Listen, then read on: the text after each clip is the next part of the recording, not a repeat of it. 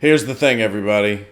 If I see a video that's titled David Mitchell and Rant in the title, I'm going to click on it. So that's where we are today. This was suggested in my feed here, and it's David Mitchell and Robert Webb's rant on smoking, coffee, and going nude. And it's from the Graham Norton Show. I haven't done a reaction to a conversation on the Graham Norton Show in a while. It might be the best talk show out there, honestly, because I think of all the talk shows, and I'm not an expert on this, but of all the talk show clips that I've seen, Graham Norton seems to get the most out of his guests. So props to him, man. It's awesome. But yeah, this is David Mitchell.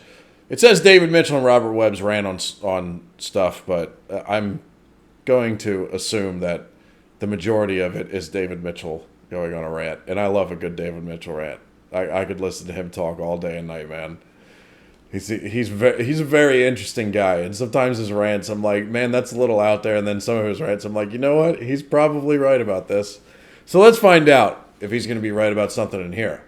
So remember to like, subscribe, do whatever you guys want, and let's check this out and see if it's any good. Here we go. Now, you also do a lot of sort of how to cope with various situations. They give advice to people. Yes, yes, very serious advice. Very sincere. But no, you do how to cope with the smoking ban, don't you? Yeah, well, I'm sort of quite annoyed about the smoking ban because as a non-smoker, the smoking ban has consigned me to spend a lot of my time guarding people's coats, sitting with their bags, and with, the other slightly less interesting members of our circle of friends, yeah. While they all go outside for a lovely trip in the middle of a meal at a restaurant. Oh, I tell you what, we're all going for a trip. We're going to stand outside and we'll have a little chat outside there. And you, less interesting people, you stay in here and make sure no one nicks our iPods.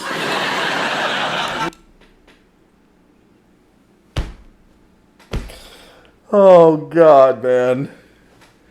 As a former smoker, he's right about one thing. Is with the smoking bans, you have to go out, so, like, whenever there's a big gathering of your friends, and the ones that do smoke, they have to go outside, and then you leave the rest of your friends inside. Now, I'm not going to say that the ones you leave inside are less interesting, but he might be onto something there. He said it, I didn't, but yeah, and you have to, if you go outside and smoke, you have to tell your friends who stay inside to watch your stuff, So I guess the people that are left inside to guard the stuff are more trustworthy, even if they're less interesting. I don't know. Do you have advice for helping, or you've just spotted the problem? I think essentially my advice is that smokers and non-smokers should exclusively socialise together. So you should, if you're a smoker, you should only socialise with smokers, and non-smokers only with non-smokers. Society must divide. There must be, as it were, a new apartheid between smokers and non-smokers. It's like True Blood. That's the only... Smokers and non-smokers. You mean vampires, non-vampires? See? It's like that, right? Yeah. It's like that. Yeah. Do you smoke? I'm sure you don't, do you? And if I did, would I tell you? Well, is it that? I guess it is that shameful in America, isn't it? You can't smoke at all. Well, I don't, but... But you do, really. You're a young actress. You're fagging away. You do a mini section on how to cope with. Is it being dumped? Being dumped, yes. Yes. From personal experience, quite bitter. I've worked through a lot of issues. It was good. It was therapy. Yes. And thank God for that book. No, I did a thing firstly advising people not to write that letter or email where you basically go, I love you, you've made a terrible mistake, you've ruined my life, I love you, come back, you're gorgeous, you idiot, you're getting it all wrong. Because that won't work. It doesn't work. No. And then crying on your friends, don't do it for a bit, but, cheer the hell up as soon as you possibly can, and then... You know what the worst one is? Is when you get hit with, it's not you, it's me. Whenever somebody tells you, it's not you, it's me, it's definitely you. They don't like you anymore, and they're moving on. Try and go out with someone who makes the person who dumped you feel really insecure. What's that? I don't understand how to cope with coffee. What's the problem with coffee? Well, I don't drink coffee very much, and yet and so I want it destroyed. No, no.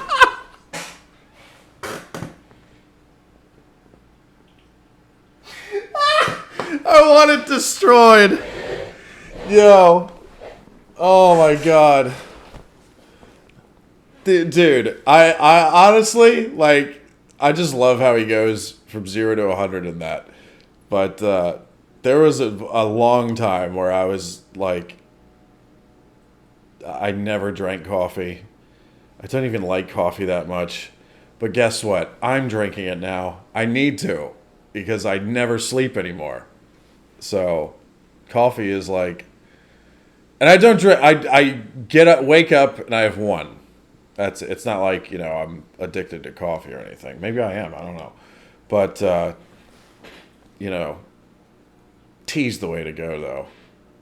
It definitely is. If you guys have taught me anything, tea is the way to go.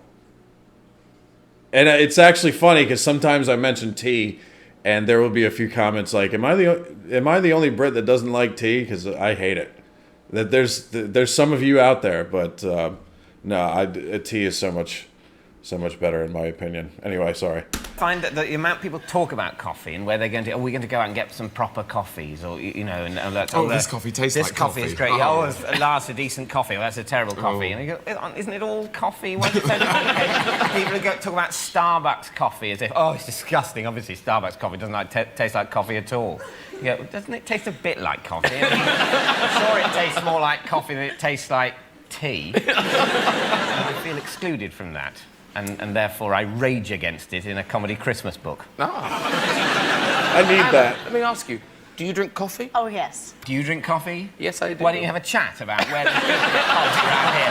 Because the coffee they have in the canteen, it's terrible. There is a place round the corner. We could send someone out and get some coffees there. Come in sort of massive 2-pint tub. And you go, oh, actually, it doesn't really taste of coffee, does it?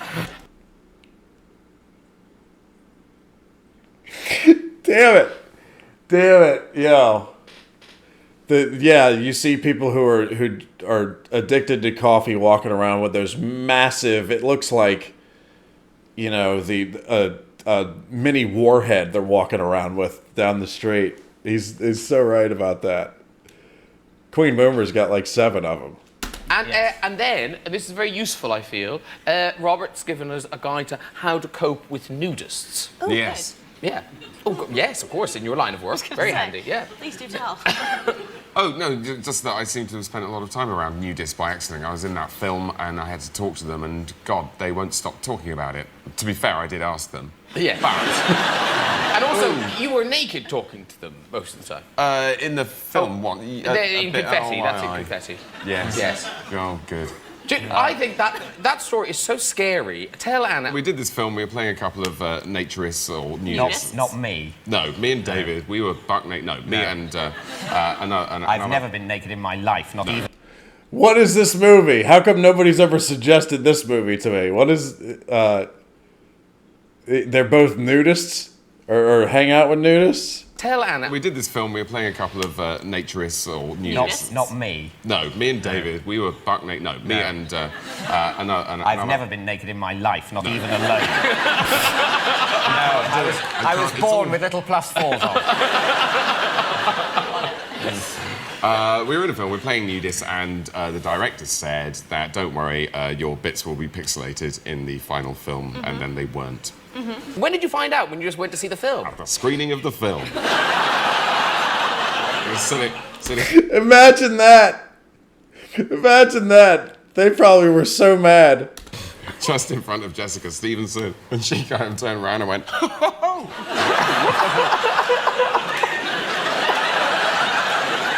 horrifying. Oh, well, you just think he's an idiot. I was just going, what a fool! Tell us some of the other... But that is horrible, by the way. No, thank you. It is a terrible... I think that's such a terrible thing to happen. So, tell us some of the other ways of coping with nudists. To always call them nudists, because that really winds them up, because they want to call themselves naturists, and so, you know, anyone who's going to be that prissy about what they call themselves needs to be offended at every opportunity. Anyone that prissy needs to put some pants on. If you're going to be that prissy, you should at least do it. Is it ever appropriate or acceptable? What? Nudity. Certainly, yes. Talk us through when it might be. I think for the purposes of washing and sometimes I've wandered onto there are certain beaches. I don't seek them out, Graham, but I have been to a nudist beach facility every now and again. And that felt all right? Not since I became a little bit well-known, because I don't know how I'd cope with being recognised. Hello, like Peep Show. I've got a camera phone.